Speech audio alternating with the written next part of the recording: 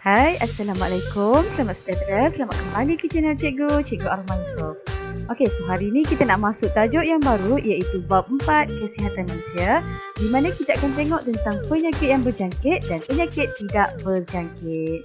Okey, so objektif kita pada hari ini adalah yang pertama, kita nak membezakan dan berkomunikasi mengenai penyakit berjangkit dan penyakit tidak berjangkit. Dan yang kedua, kita nak tengok bagaimana cara penyakit berjangkit disebarkan. Okey, so kita tengok dahulu perbezaan penyakit berjangkit dan penyakit tidak berjangkit. Yang pertama, untuk penyakit berjangkit, dia disebabkan oleh patogen secara langsung ataupun melalui medium dan vektor. Patogen tu apa? Okey, patogen adalah organisma yang boleh menyebabkan penyakit. Okey, so ini contoh-contoh dia. Semua jenis virus, sesetengah bakteria, protozoa, kulat dan juga cacing. So ini adalah patogen. Okey, so patogen ni sama ada dia berjangkit secara langsung ataupun melalui medium dan vektor. Untuk medium ada 3 medium penyebaran iaitu air, udara dan sentuhan. Vektor pula adalah haiwan. Okey, haiwan yang boleh membawa atau memindahkan patogen tadi.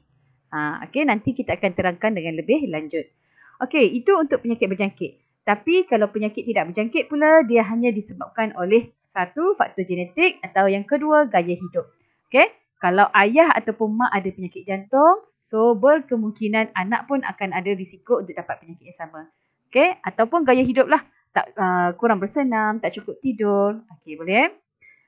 Perbezaan yang kedua, penyakit berjangkit boleh berpindah dari seorang individu ke individu yang lain. Tapi penyakit tidak berjangkit, dia tidak akan berpindah dari seorang individu ke individu yang lain. Okey, ini contoh untuk penyakit berjangkit, tuberkulosis, penyakit berkaitan dengan paru-paru yang boleh menyebabkan batuk berdarah, selesema, kurap, kencing tikus dan juga demam denggi. Manakala untuk penyakit tidak berjangkit pula, kita ada contohnya kanser, hipertensi ataupun darah tinggi, diabetes ataupun kencing manis, asma dan penyakit kardiovaskular iaitu penyakit berkaitan jantung. Okey, so dah settle bahagian tu. Sekarang kita nak tengok bagaimana penyakit yang berjangkit boleh disebarkan. Baik, cikgu dah bagi tahu tadi, ada 3 medium penyebaran penyakit iaitu udara, air dan juga sentuhan. Dan penyakit juga boleh disebarkan oleh haiwan iaitu vektor. Jadi kita tengok dahulu untuk udara. Penyakit yang dibawa melalui medium udara ni ada 2 jenis. Sama ada melalui jangkitan titisan ataupun jangkitan habuk. Okey, untuk jangkitan titisan ni macam ni. Okey, bila kita menguap ke, kita bersin ke, okey, titisan air yang keluar tu dia akan terkena pada orang di sekeliling. Titisan air kita tu ada patogen kan? So bila kena pada orang di sekeliling, boleh memberikan jangkitan kepada orang di sekeliling kita. Faham kan? Okey, untuk habuk pula dia macam ni. Okey, bila kita meludah contoh bila meludah, okey, bakteria dalam air ludah tu dia akan kering. Bila kering dia akan jadi spora. Spora ni sangat-sangat halus, jadi dia boleh disebarkan bersama dengan habuk oleh angin. Angin tiup je dia boleh pergi ke tempat lain, kena pada orang sekeliling kita, jadi orang tu pun dapat jangkitan penyakit. Faham kan? Okey, so apa contoh-contoh penyakit yang dibawa oleh medium udara? Tuberkulosis, selesema, SARS, influenza H1N1 dan juga cacar air. Ini contoh-contoh dia. Jadi bagaimana kita nak menghalang pencegahan jangkitan ini? Yang pertama, kena menutup mulut dan hidung semasa bersin, batuk dan menguap. Sebab itu di zaman pandemik COVID-19 sekarang yang boleh merebak melalui udara ini, kita kena sentiasa pakai penutup hidung dan mulut. Okey. Yang kedua, jangan meludah di merata-rata tempat. Yang ketiga, elakkan diri daripada tempat yang penuh sesak. Dan yang keempat, pastikan tempat tinggal kita cukup cahaya. Okey, so sekarang kita nak tengok pula untuk air. Okey, penyakit berkaitan air ni biasanya dia akan berlaku di kawasan yang tidak ada bekalan air terawat. Okey, dia tidak dapat air yang bersih lah maksudnya. Okey, mungkin dia dapat terus daripada sungai ke. Okey. Kemudian disebabkan oleh sistem sanitasi tidak sempurna. Maksudnya bahan buangan daripada rumah kita tu tak dialirkan dengan betul ke kawasan loji. Sebaliknya hanya mengalir dekat bahagian belakang rumah kita je. Bahaya tu Dan juga disebabkan oleh banjir. Okey, so ini adalah gambar-gambar yang berkaitan. Okey, so untuk penyakit bawaan medium ni, medium air ni, antaranya adalah kolera ataupun taun, demam kepialu dan juga disenteri ameba. So ini adalah penyakit-penyakit yang berkaitan dengan sakit perut, muntah.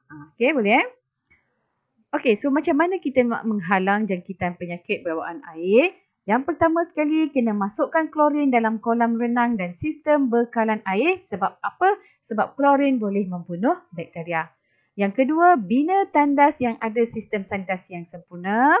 Okey, ketiga, didihkan air minuman kita. Okey, bila air mendidih, bakteria akan mati. Okey, dan yang keempat, cuci tangan dengan sabun selepas menggunakan tandas. Okey, seterusnya kita nak tengok pula melalui sentuhan. Okey, sentuhan. Okey, biasanya disebabkan oleh kulat. Okey, berjangkit apabila tersentuh kulit pesakit atau memakai pakaian pesakit. Okey, contoh untuk medium sentuhan adalah kurap. Kurap ni biasanya tompuk yang berwarna merah dan panau. Panau adalah tompuk berwarna putih. Okey, yang atas ni kurap, yang bawah ni panau. Okey, yang disebabkan oleh hubungan seks pula, okey, patogen terdapat dalam air mani dan berdalih farash. Okey, ini biasanya berlaku untuk hubungan seks yang luar nikah. So, penyakit yang akan dihadapi adalah sifilis dan gonoria. So, ini adalah contoh-contohnya. Okey, boleh berlaku dekat seluruh badan kamu. Okey, faham Okey. Virus HIV menyebabkan penyakit AIDS. Okey, ini pun melalui sentuhan. Okey, boleh juga merebak melalui hubungan seks, pemindahan darah dan perkongsian jarum suntikan. Okey, ini adalah contoh pesakit AIDS. Macam tu Okey, so last kali kita nak tengok pula bagaimana penyakit berjangkit disebarkan melalui vektor ataupun haiwan. Vektor adalah haiwan yang memindahkan patogen dari seorang mangsa ke mangsa yang lain. Okey, contohnya contohnya yang pertama adalah virus dengue dan juga virus Zika dibawa oleh siapa? Dibawa oleh nyamuk Aedes. Ni cikgu besarkan sikit dengue dan Zika. Okey, seterusnya lalat. Lalat akan membawa bakteria Salmonella typhi dan juga bakteria Vibrio cholera. Okey, Salmonella typhi, Vibrio cholera. Okey, kemudian Salmonella typhi tadi selain daripada dibawa oleh lalat, dia juga akan dibawa oleh lipas. Okey, seterusnya kita ada Plasmodium malari dibawa oleh nyamuk juga, tapi bukan nyamuk Aedes. Sebaliknya adalah nyamuk Anopheles betina. Okey, last kali ini contohnya adalah tikus, di mana tikus membawa patogen Leptospira sp.